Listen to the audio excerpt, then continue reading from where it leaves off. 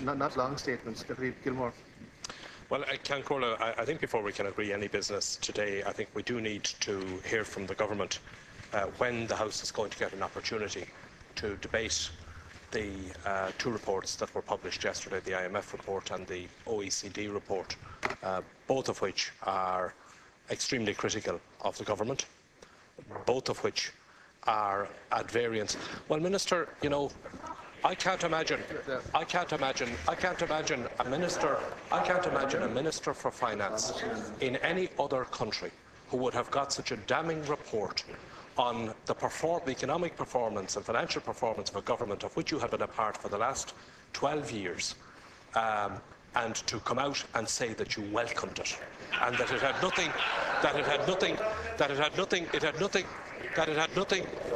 to do with you, and that you really weren't a part of the government, that you weren't really a part of the government at all, that you were some kind of a distant supporter of the government.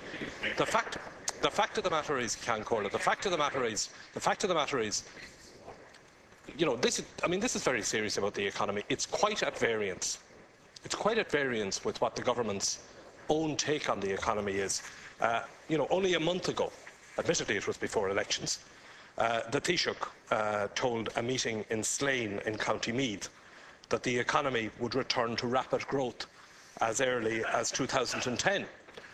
Now, you know, does the government still believe that the economy is going to return to rapid growth in 2010? I can't really debate this now. No, these are issues.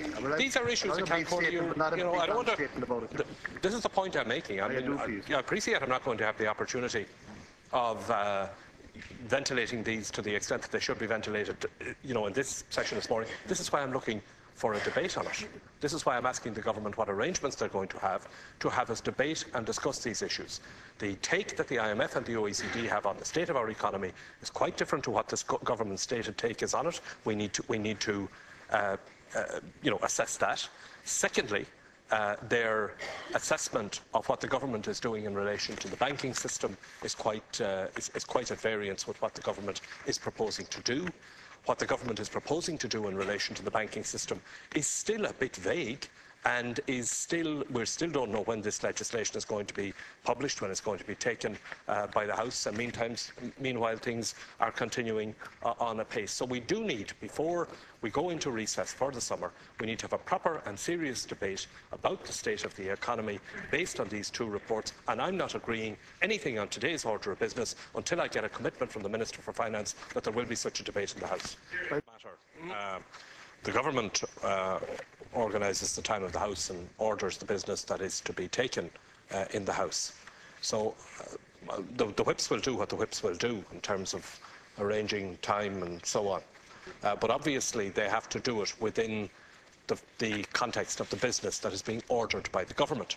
So can I ask the Minister if he will say yes or no, is the government ordering a debate on the IMF OECD report, or is it not? No point in hiding behind the whip. Well, the issue is whether such a debate is promised. Such a debate promised. No such debate is promised. House adjourning for the summer. Yep. Without a debate on the most profound issue impacting the lives of the people here. Yeah. Just to give fair notice, Cancora. Yeah. We will not cooperate with the business for the rest of this session unless the government makes a commitment that the IMF and OECD commentaries will be debated in this House. That has not been excluded. It's a matter for the discussion between the whips. The debate it's being evaded, Cancora. I know, hold on a second now. The debate has not been promised at this time, and therefore I cannot allow it within standing orders. What the Minister has said is that it's a matter for debate between the whips, which it is. Now, I can allow specific questions in relation to a promise made, but when a promise is not made, well then the debt does not remain unpaid, if you see what I mean. Is an absolute vacant exercise unless the government whip has the authority of the government to do so. Well, so that's what we need. What we're trying to get here. Stagg is more than capable of making his point at the whips meeting, and then the matter can be raised again. I'm moving on. No, Deputy Quinn, I have to move on.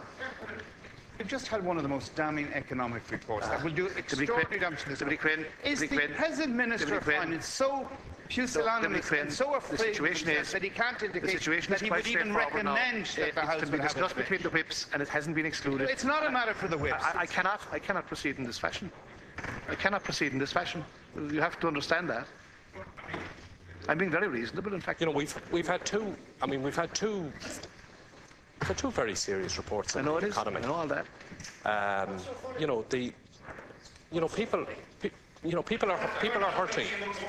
People are hurting. Deputy Gilmore, finish. Deputy Gilmore, the difficulty here is that the Minister Lennon has promised that the matter will be discussed between the whips. So, in other words, the matter has not been determined. If you see what I'm saying here.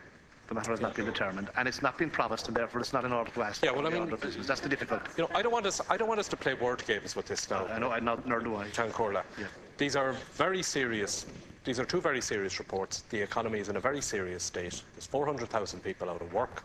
There's huge problems that we've all that we all know about. Now, there are 2 more weeks of sitting. There are 2 sitting weeks left for the Dáil before it rises, and the Taoiseach confirmed to me yesterday that the intention is that the House will rise on the 10th of July. Now, we must debate the 2 reports that have been published, have a serious debate on the economy. Now, the Minister, when I interpreted what his first reply as saying he was going to leave it to the whips, I interpreted that benignly as meaning that yes, there would be a debate and that the whips would arrange the time from it. He is now in his second reply pulling back from that and saying, well, it's not promised, and if the whips can find time and so on. Now, can I ask for a direct, and he will be the Minister, I take it, that will be leading the debate on this issue. Are we going to have the opportunity to have those reports debated in the House? It's not acceptable to the Labour Party that we will not have a serious debate and discussion of those two major reports on the economy here in the Dáil. That's what we're here to do. You made your point. We need to have it. Well, I need to get a commitment from the Minister for Finance. He is the acting head of government here this morning. You have parcelled up and dispatched the Taoiseach somewhere, and that's fine. But you're the acting head of government. Now, you have the authority to commit to a debate, not to come in here as some disinterested bystander and say you would welcome a debate. You're the Minister for Finance and the acting head of government, and you think you weren't in government when this disaster was caused. You were at the cabinet table, not just a member of the government. You were the super junior minister at the time. I'm going to have to adjourn the House if this keeps up. I can't force.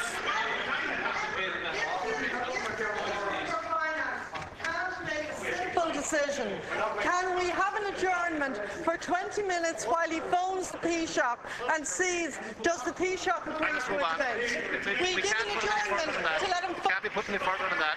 Can't be put any further than that. There's no more point of order. Let's proceed. It's quite obvious that the House. It's quite obvious that we're not quite be able to proceed with business.